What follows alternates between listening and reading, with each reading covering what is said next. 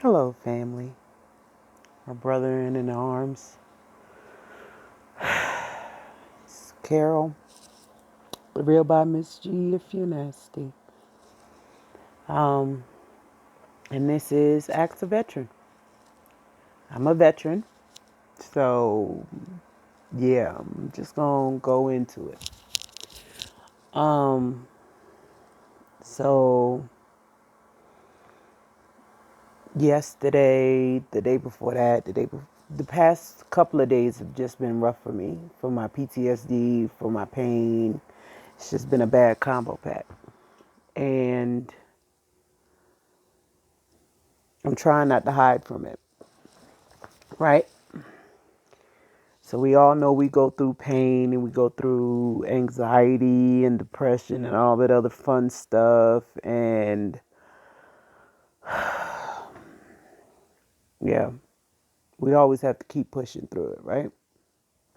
So we got people depending on us, family members, if you go to your church, if you go to school, like you have responsibilities. So having an episode is not in the schedule at all. Having your body go down in pain, not part of the schedule. But it happens. And yeah, I'm in pain. And yeah, I'm having mental breakdowns back to back to back to back to back. But you guys need me, so I'm gonna keep on showing up. I don't know. It's just we hit on some of the triggers that happen. What about preventable triggers, right? Things that, no, we hit that too. I don't know what you guys want to discuss today. You guys want to go back? Let's go back to depression. Let's go back to depression. So, um, for a lot of people, holidays are rough on them. I know it's rough on me. Like Christmas and Thanksgiving and Valentine's Day, New Year's, and just, I don't know, like when it, I think the problem is when I was in the military, I was around people 24/7. Yeah, I was around people 24/7. I was never alone. Even when I wanted to be alone, I was never alone. Like, so I got used to that. And then when I got back and my PTSD was real bad and I couldn't be around people, I started feeling like I was by myself. I mean, I wasn't, but depression goes like that. It'll make you feel like, yeah, you in a room full of 187 people and you feel like you're the only person there. Like nobody sees you. But it's a trick of your mind, right? It's your mind making you, just like every other symptom of PTSD is a trick of your mind. Everything is a trick of your mind. You have to remember that part. Everything is a trick of your mind. Your mind is making you think that you're a place that you're not. Your mind is making you feel a feeling that is not actually happening. Like, our mind will make us think that somebody is disrespecting us when they're really not. They were just having a regular conversation. And you went into your Rolodex of memories and was like, you know what? When that last person had did it to me, that had made me feel some type of way. So I never let that happen again. I get that. I get that. Saving yourself from past situations is cool. That's no problem. At the same time, let's just be honest. Some of those situations is not the same. It's just not. It's just not. But your mind has already flipped into war mode. And yes, that's a real switch. Because trust and believe, these same people that you see that you feel is weak and have been through too much and are damaged people and blah blah blah blah blah, let some pop off. Let something, anything pop off. And you'll see all that military training come flooding back in. It's weird. It's almost like we've been programmed. We kind of have. Listen, boot camp is a real situation. Active duty is a real situation. Like, yeah. I was wondering why it was so stressed. See, okay. Now, I love all of my military members, but we're going to be honest today. Okay. Are you guys ready? Boot camp was harder back in the day. Okay. It was. Y'all got white cards now. Y'all walk around, oh, I feel emotionally unsound. What? I wish. I wish. Boot camp story. Okay, kids, gather around. It's time for a story.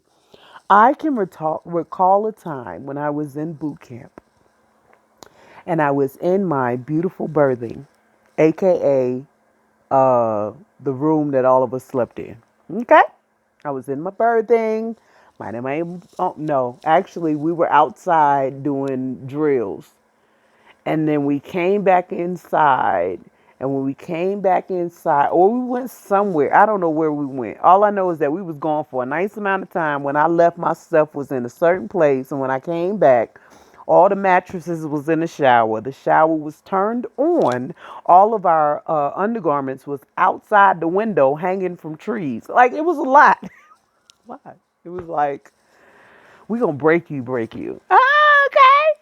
So you just gonna throw my underwear out the window? Okay. Oh, you had a bad day today? Oh, so you take it out on me? Okay. But that was boot camp. And people don't understand that that was all part of the training. You had to be able to respond when you needed to respond. You couldn't have no emotions in it. And of course, in boot camp, like, you a whole grown person. You a whole grown person. You done lived on your own. You made a pimp decision that you wanted to be a part of these United States military. You made that decision. And then they start to treat you like a 3-year-old. You don't know how to tie your boots. You don't know how to shine a shoe. You don't know how to do anything because you're just a dumb civilian. And you're coming.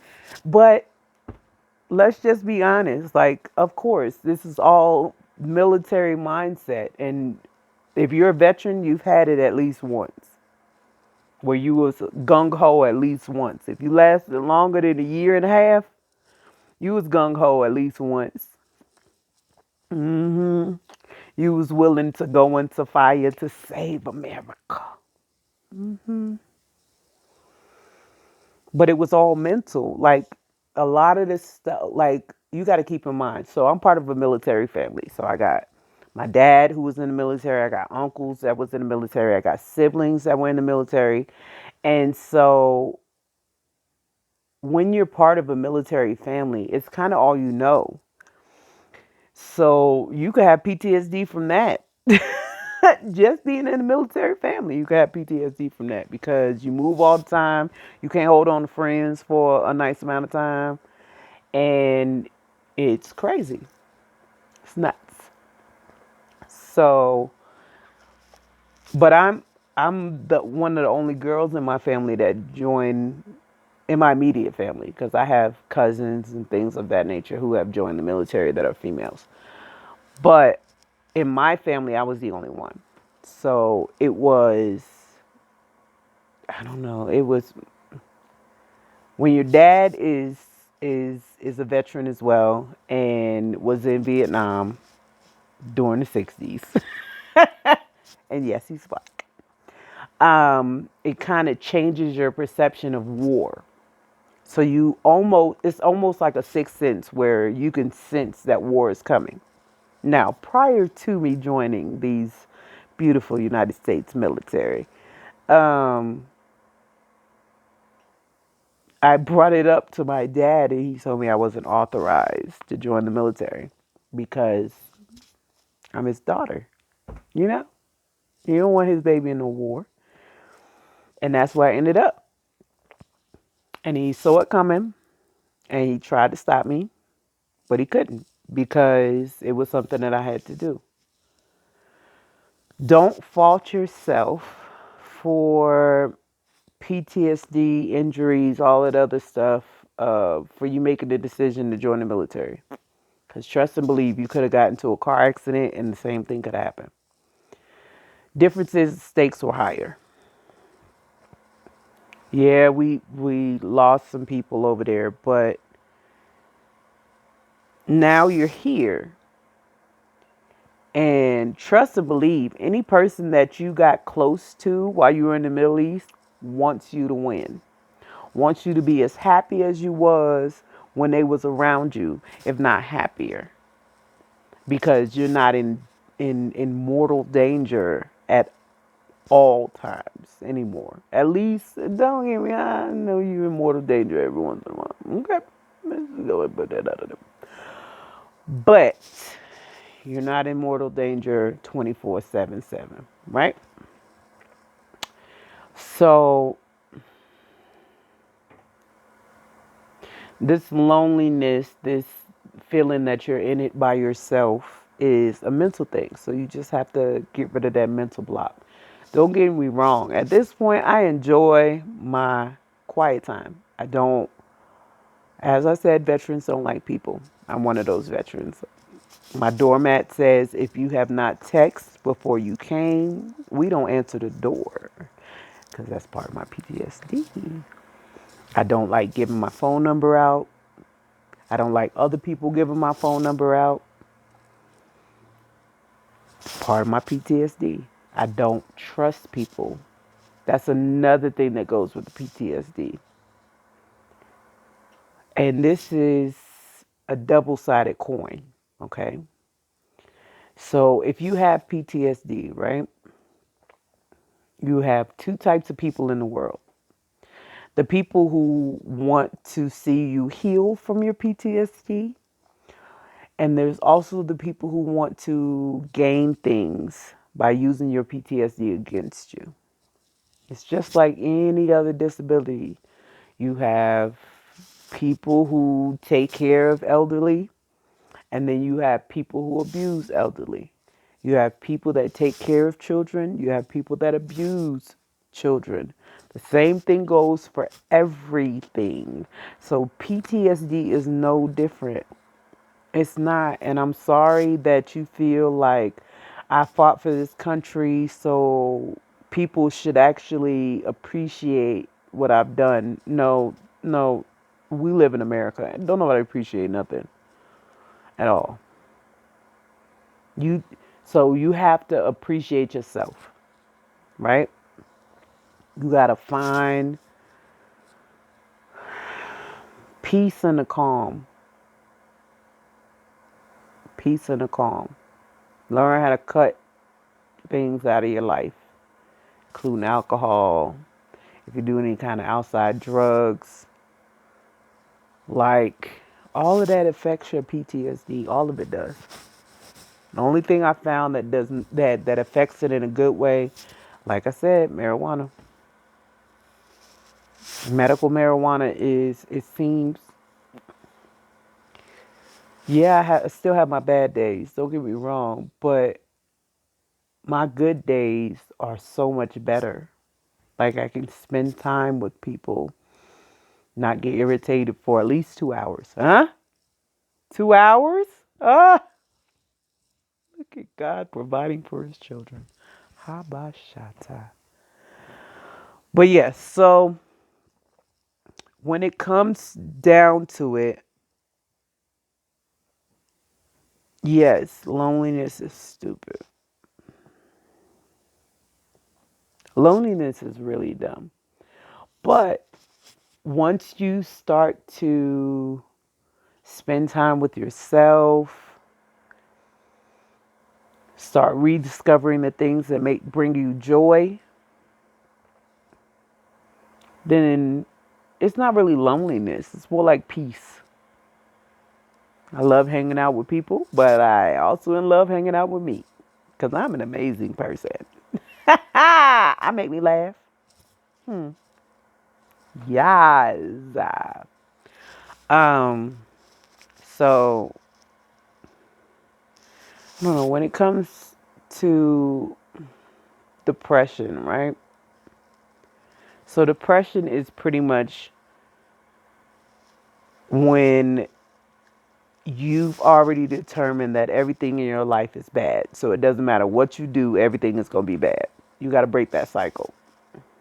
You got to start speaking more positive because trust and believe, power of life and death is literally in your tongue. Like I'm saying, just try it one time. I do this experiment with people all the time. Just try it one time. Take yourself, I don't know. I like the number 3. So we're going to say 3. We're going to say take yourself 3 days. 3 days to speak positive over your life. Nothing but positivity. No matter what happens. Nothing but positivity. Okay. So let's say you stub your toe.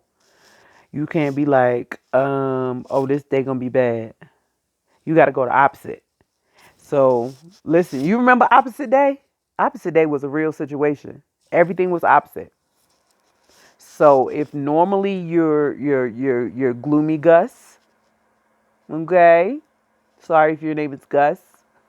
It's just is this a figure of speech?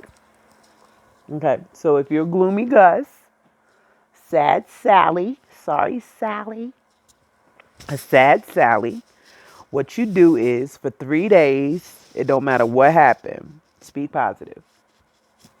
I'm gonna make this light. I'm not gonna be late. I'm gonna be on time. If something happens and you can't do anything about it, God, you got it. Whatever it is. Because you're adding stress to things you can't change anyway. Why?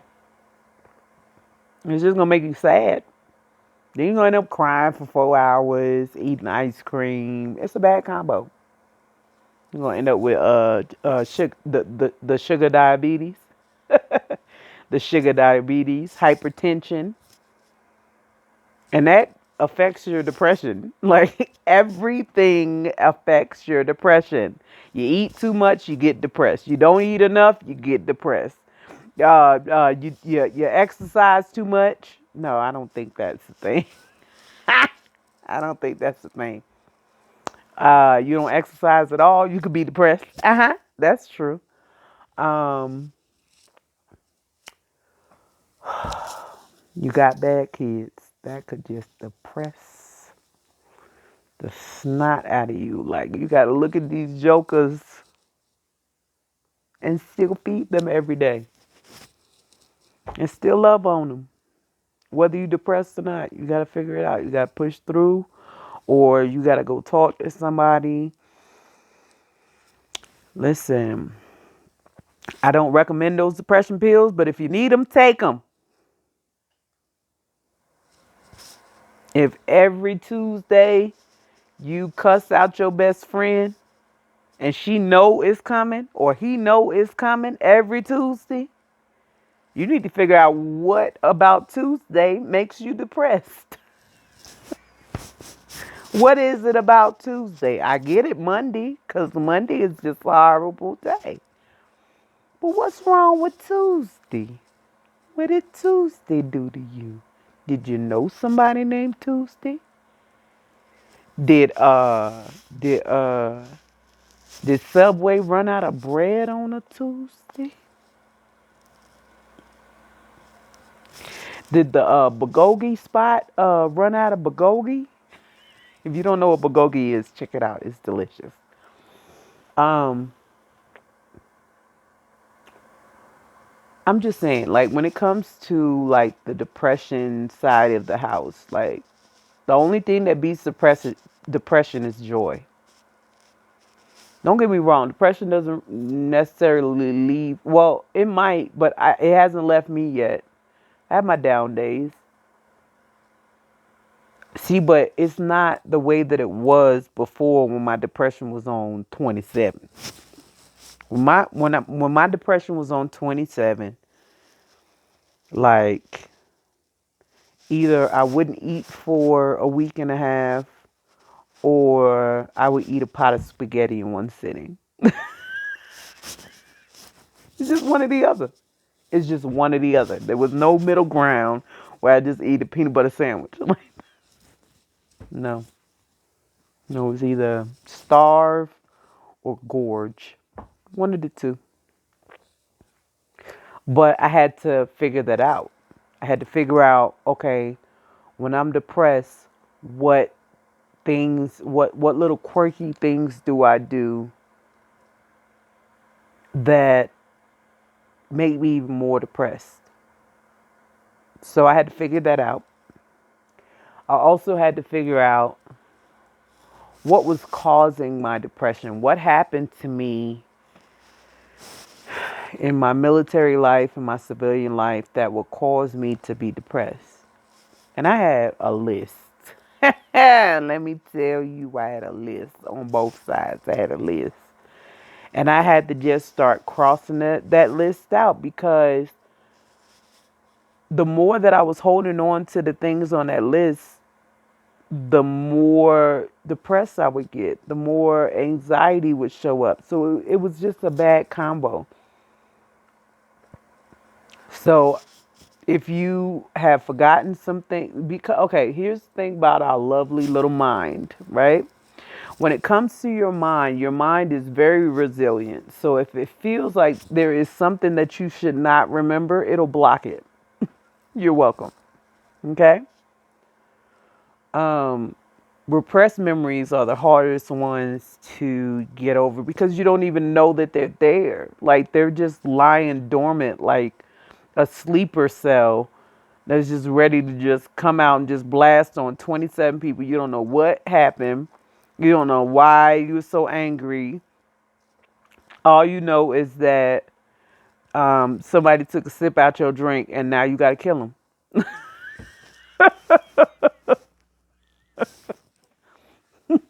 I'm just saying. I'm just saying.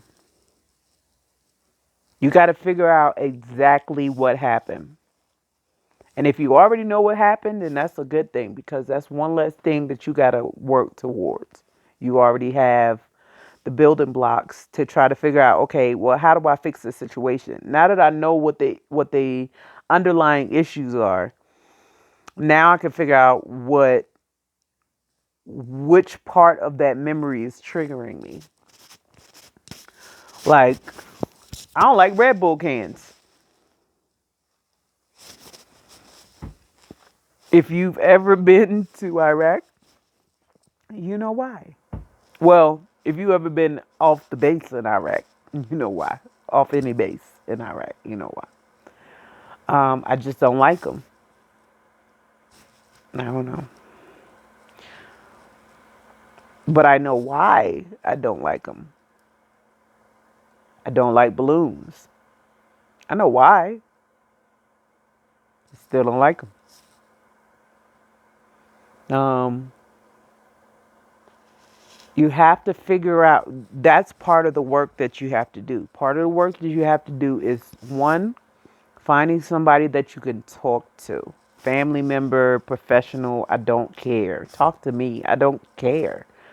The point is, when it comes down to it, you deserve the joy for the time that you spent in war. I still stand behind every person coming back from the Middle East should get $100K in their bank account. Off rip.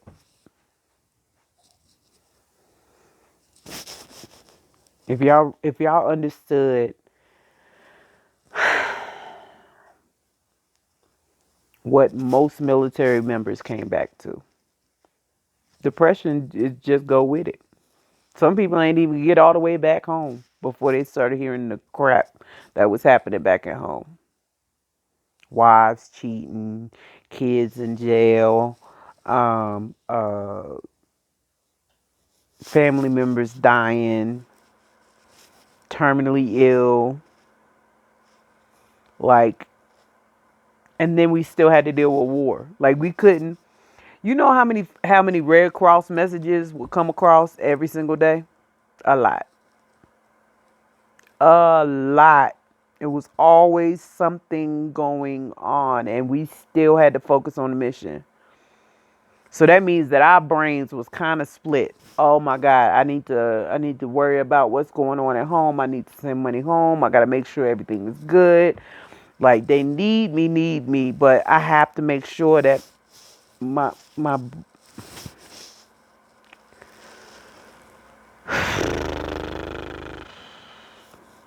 war is stupid. Yeah. Higher ups got beef with each other, and then they send us out there to as a little bully squad, just fight people. Oh, so I know you see the little shine right here. I had a migraine coming on, and I got this little THC pain stick, and all I do is just rub in the oil, and then it relaxes all the little nerves that are in my forehead, so that I can go about my day. Which today was kind of a rough one, but I'm still here, so I win. Get over yourself. No, I'm just playing. I'm just saying, like, I'm always going to put, well, the days that I can push, that my body allows me to push, I push. Days that my body don't allow me to push, I sit. Listen, I'm not one of those people that just push, push, push, push, push. I push my body to the limit that I know I can get to and not be have permanent damage. When I wake up in the morning, I'll feel better. Unless it's 3 days of snow coming. 3 days? Jesus. Listen, I hope. Listen, every time, I'm just going to keep on pushing and keep pushing the videos because I remember when I was by myself. And I remember how lonely that was. I remember how unloved I felt. Don't get me wrong. I was wrong. There was people out there that still loved me. There was still people out there that was still concerned about my well-being. It was not looking down on me or talking trash behind my back about what I've seen, what I've done, blah, blah, blah, blah, blah. Why she like that now? Oh, she used to be so, and now she's so. And such is life. I'm just saying, you got a new job and you change. I'm just saying, like, I'm not acting brand new. I'm just not the same person. Things have changed. Like, old Carol is dead. She not coming back at all. Apologize, bye guys. Well, if your depression is kicking up and you feel like you're gonna harm yourself or something crazy like that, I'm gonna tell you don't do it, of course, because if you're not here, you're not here. You can't make any additional changes if you're gone. You can't live your best life if you're not here.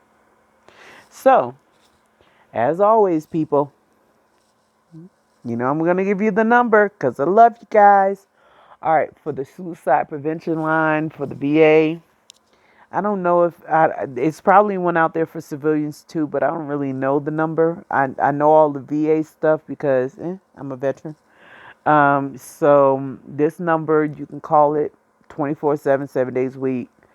If you need to talk to somebody, hit up your local VA Or if you got that good old TRICARE, find you a local doctor that you trust, that you can talk to, and just start working out some of these issues because, like, you deserve to be happy. Real talk. You really do.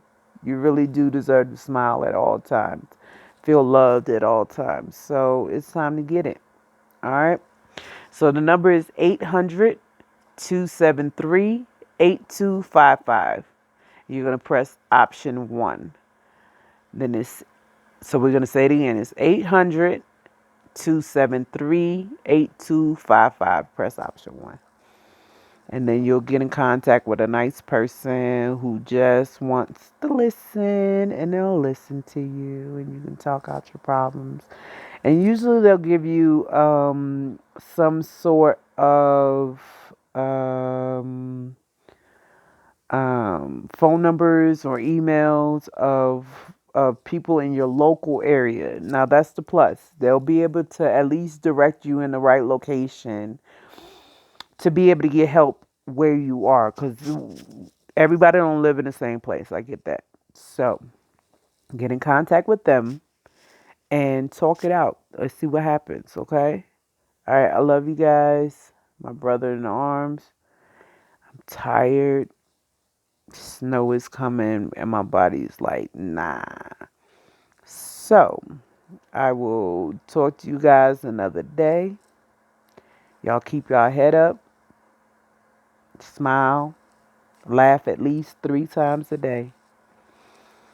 And yeah, I'll let y'all maybe tomorrow. All right then. Deuces.